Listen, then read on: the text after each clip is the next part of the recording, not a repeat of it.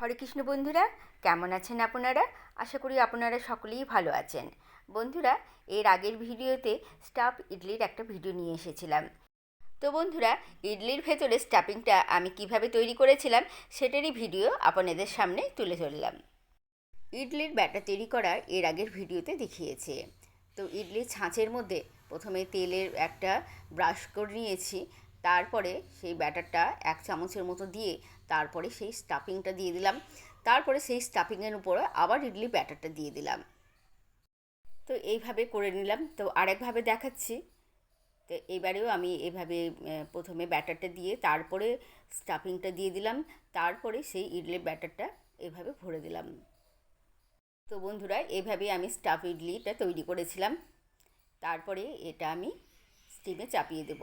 জল গরম হয়ে গেছে, স্টিমে দিয়ে দিলাম।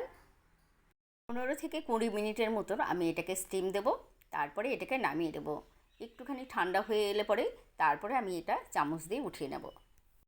বন্ধুরা, কেমন লাগলো স্টাফ ইডলি তৈরি করার প্রসেসটা?